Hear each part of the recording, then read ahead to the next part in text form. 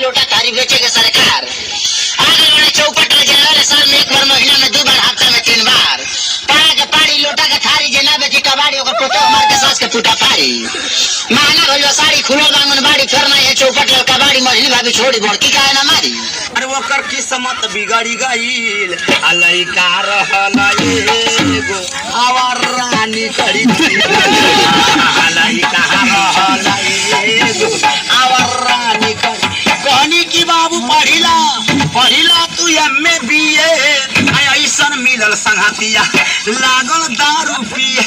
लड़के के समाज ही जिंदगी है। कोई अच्छा समाज पकड़ लेगा लड़का कामयाब हो जाएगा और गलत समाज पकड़ लेगा जिंदगी उसका बर्बाद हो जाएगा। कहने बाद संघर्ष से होता है, कुछ संघर्ष उड़ जाए और बात फास में से एक भाभी का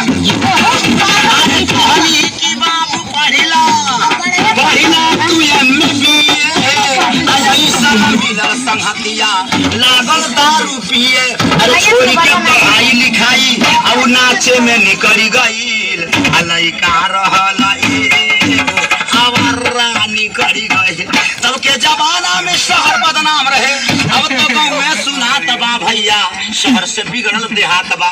अब के छात्र लोग के पढ़े के ना इच्छा, बगल में मोबाइल धके होता परीक्षा। माई बाप के को गोली ना सहाता, मौगी खातिर जिलेबी की ना चले के मेहरारू ससुरारी में रहेला आ जवन कहे मौगी वही काम करेला। अरे माटी में मिला कर इज्जत आउ घर से बिचली गईल अलई का रहला एगो आवर रानी करी गईल। देखभाल धनौजी के हई गवैया हमरे गीतिया के बहुत सुनवैया खैया समोसा भोजौली वाला तोहरा जरा पर लिख दी है गीत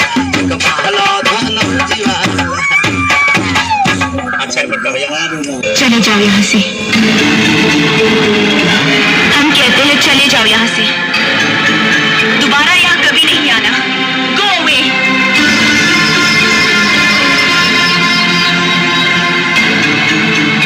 मत सताओ हमें, आखिर तुम्हारा हमारा रिश्ता ही क्या है? रिश्ता मैं कुछ नहीं जानता, मैं तो सिर्फ इतना जानता हूँ कि तुम मुझसे प्यार करती हो। छोड़ दो मुझे, मैंने कहा छोड़ दो मुझे। I said leave me। मत भूलो कि मैं एक इज्जतदार खानदान की बहू बनने जा रही हूँ।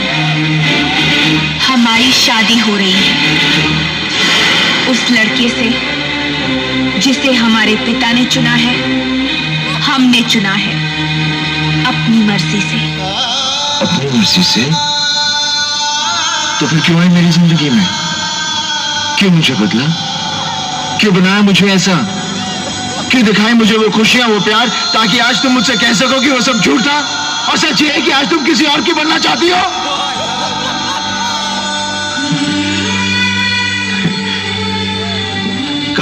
काजल, मैं जानता हूं कि तुम सिर्फ मुझसे प्यार करती हो, सिर्फ मुझसे। मैं तुम्हारे बगैर जिंदा नहीं रह सकता। Don't touch me। हम किसी दूसरे की अमानत है। ये